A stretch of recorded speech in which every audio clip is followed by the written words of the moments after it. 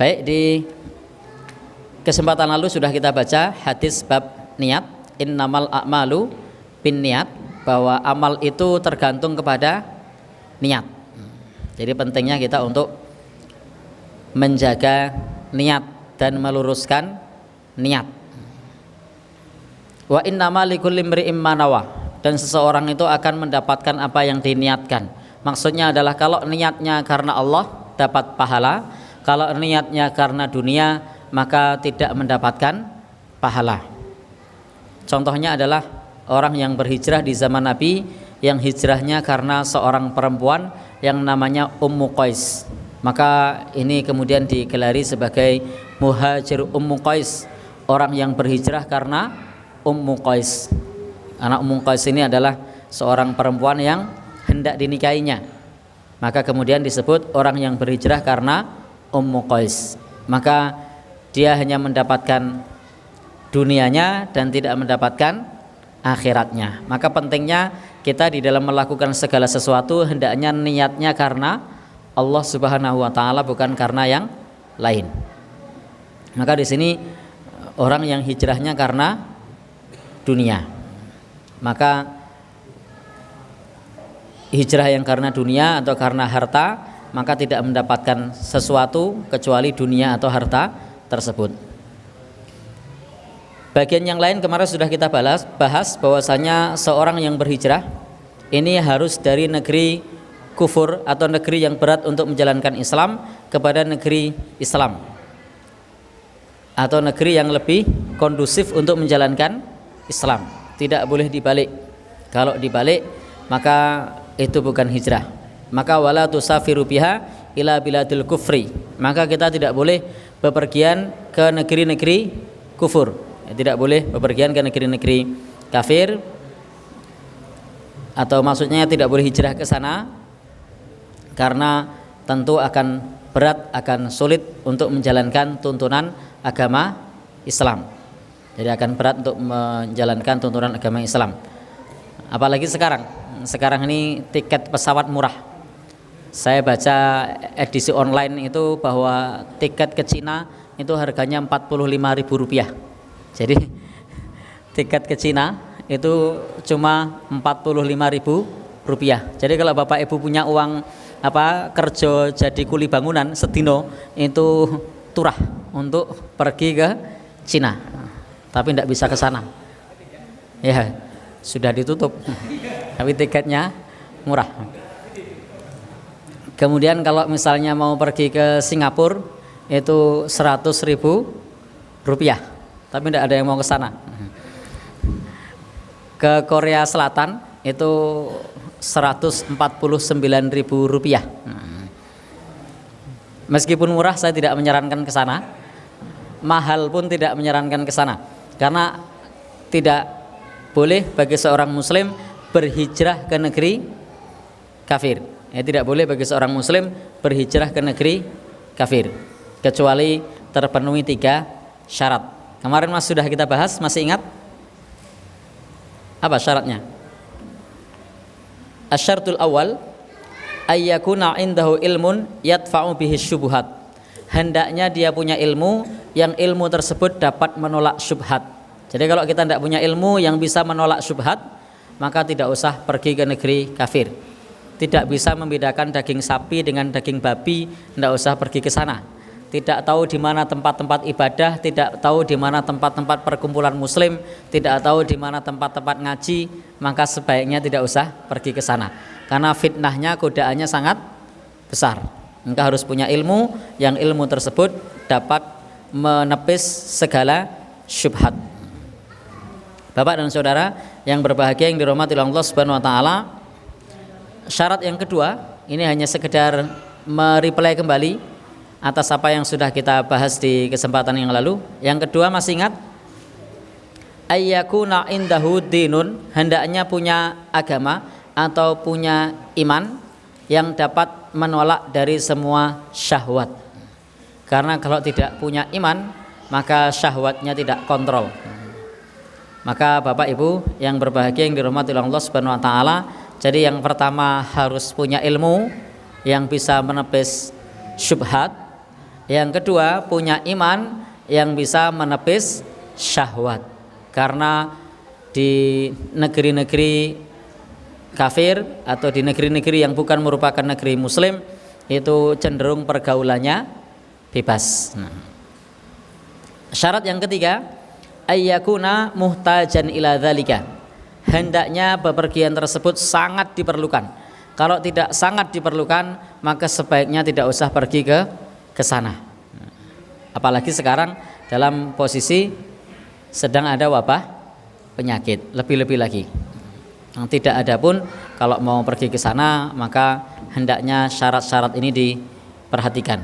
Jangan sampai kemudian pergi ke sana lalu karena kerja di sana bertahun-tahun tidak sholat Jumat, lalu kemudian tidak mendengarkan adzan, tidak membaca Al-Quran karena jauh dari fasilitas tempat beribadah kepada Allah Subhanahu wa taala. Maka yang disebut hijrah itu adalah pergi dari negeri yang negeri tersebut berat untuk menjalankan Islam kepada negeri yang lebih mudah, lebih kondusif untuk menjalankan ibadah. Kalau sebaliknya dari negeri yang mudah menjalankan ibadah ke negeri yang sulit menjalankan ibadah, maka tidak disebut dengan hijrah. Nah, hijrah secara bahasa itu maknanya adalah intiqal, pindah. Secara bahasa maknanya adalah intiqal, pindah. Secara istilah, yang pertama hijrah itu adalah hijratul makan, hijrah tempat. Ini yang pernah dicontohkan oleh Nabi dan para sahabat.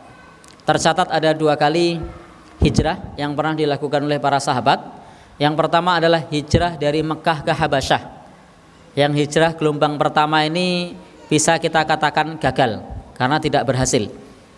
Sehingga para sahabat ketika sampai di Habasyah sebagian besar kembali lagi ke Mekah dan tidak mendapatkan sambutan yang hangat dari penduduk Habasyah kecuali rajanya, Raja Najasyi, kemudian masuk Islam. Jadi hasil satu-satunya adalah Raja Najasyi masuk Islam tapi tidak diikuti oleh rakyatnya. Jadi tidak diikuti oleh rakyatnya. Maka ini juga menunjukkan bahwasanya dalam berdakwah itu tidak mesti kalau dari atas selalu berhasil. Ada kalanya perlu dari bawah, ada kalanya perlu dari atas atau dari dua-duanya, itu lebih baik. Sebagaimana Raja Najasyi mau masuk Islam tapi rakyatnya tidak masuk Islam. Ini gelombang hijrah yang pertama. Kurang lebih ini terjadi pada tahun ke-5 Hijriah, pada saat tekanan kepada umat Islam sangat kuat. Karena dakwah Nabi itu 3 tahun pertama secara rahasia. Pada saat secara rahasia ini tidak mendapatkan perlawanan yang berarti karena masih dilakukan secara rahasia. Begitu tahun ketiga dakwah dilakukan secara terang-terangan, maka permusuhan semakin kuat. Tahun keempat lebih kuat lagi, tahun kelima kemudian menghendaki untuk hijrah, cari tempat yang lebih aman, tetapi ternyata gagal. Kemudian dimulai lagi pada tahun ke-13, maksudnya 13 bukan hijrah ya, 13 setelah beliau diutus menjadi Nabi. Maka kemudian pindah ke Madinah. Dan alhamdulillah hijrah yang kedua ini berhasil.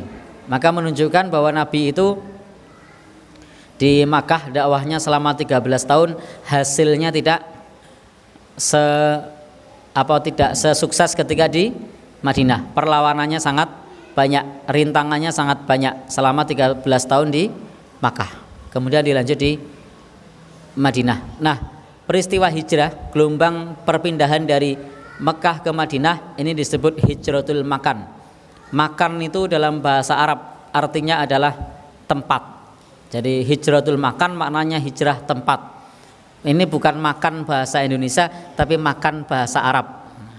Karena ya, nah, bukan hijrah untuk makan ya. Nanti salah kaprah dikira hijrah golek pangan, bukan.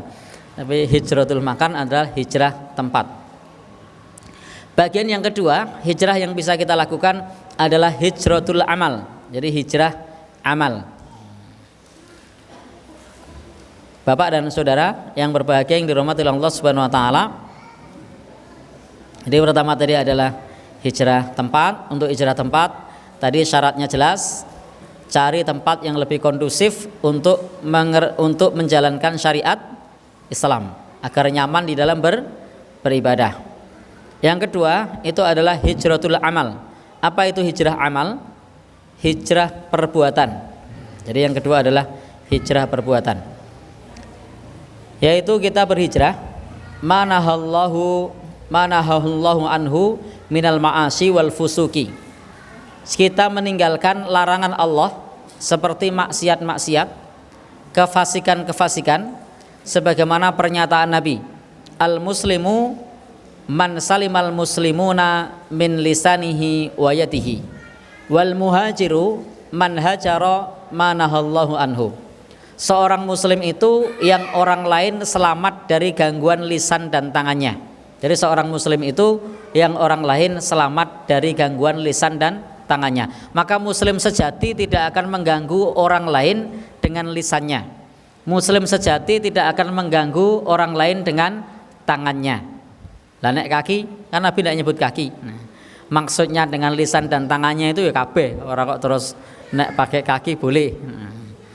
Jadi ketika disebut pakai tangannya ini sudah mencakup maksudnya juga pakai fisik yang lain. Jadi seorang muslim sejati tidak akan mengganggu orang lain dengan lisannya maupun mengganggu orang lain dengan tangannya. Ini muslim sejati. Kemudian beliau bersabda, wal muhajir, dan seorang muhajir yang sejati, orang yang hijrah, itu adalah orang yang berhijrah manahallahu anhu, meninggalkan larangan Allah Subhanahu wa ta'ala. Yang tadinya syirik lalu bertauhid, ini hijrah. Yang tadinya maksiat lalu taat, lah inilah hijrah. Bapak dan saudara yang berbahagia yang dirahmati Allah Subhanahu wa ta'ala, yang tadinya mencela, maka sekarang tinggalkan mencela tersebut dengan memuji atau diam. Yang tadinya menipu atau memakan harta yang haram, harta yang batil, maka sekarang memakan harta yang halal. Yang tadinya transaksi ribawi, sekarang menggunakan transaksi yang halal. Ini termasuk hijrah amal. Yang tadinya durhaka kepada kedua orang tua, ngomong kasar kepada mereka, sekarang kita berbakti kepada orang tua, kita ngomong yang baik kepada mereka. Inilah hijrah amal. Yang tadinya memutus silaturahim, ora tahu moro, ora tahu WhatsApp, ora tahu SMS, ora tahu ngenai hadiah, maka sekarang kita sambung silaturahim, datang ke rumahnya, sering WhatsApp, sering telepon, sering bawa hadiah. Nah ini termasuk bentuk-bentuk hijrah. Meskipun Bapak dan saudara yang berbahagia yang dirahmati Allah Subhanahu wa taala, di dalam masalah ini kita meskipun di dalam masalah ini Bapak dan saudara yang berbahagia yang dirahmati Allah Subhanahu wa taala, banyak orang yang menganggap hijrah itu hanyalah hijrah tempat, tetapi juga kalau secara tempat sudah kondusif, maka bisa hijrah dari perbuatan. Yang sebelumnya belum menutup aurat, maka sekarang kemudian menutup aurat. Ini adalah hijrah perbuatan. Yang sebelumnya pelit, sekarang jadi ahli sedekah. Ini adalah hijrah perbuatan. Apalagi contoh lainnya? Ya? Oh, yang tadinya keset gotong royong, sekarang sregep gotong royong. Nah, ini juga bagian dari hijrah. Nah, jadi ini juga bagian dari hijrah. Jadi ke arah yang lebih baik. Jadi ke arah yang lebih baik. Bapak Ibu yang berbahagia yang dirahmati Allah, yang tadinya kalau melihat orang tua nyambut gawe mung didelok, sekarang kalau melihat orang tua nyambut gawe diewangi. Ini juga bagian dari hijrah. Hijrah amal. Karena ini luas hijrah amal itu. Intinya hijrah amal itu adalah kita ke arah yang lebih baik. Tinggalkan larangan Allah, kerjakan perintah Allah. Maksimalkan di dalam menjalankan perintah Allah Subhanahu wa taala. Nah, yang ketiga itu adalah hijratul amil. Jadi yang ketiga hijratul amil. Hijrah amil ini adalah hijrah secara personal. Hijrah secara personal. Apa yang dimaksud hijratul amil? Contohnya adalah hijrah amil ini kadang-kadang sifatnya wajib. Kadang-kadang sifatnya wajib. Contoh sebagaimana yang disebutkan oleh ahlul ilmi, ada orang yang terang-terangan bermaksiat, yang tidak peduli ada orang lain di sana, sementara kita tidak mampu untuk amar ma'ruf nahi mungkar. Maka yang tepat bagi kita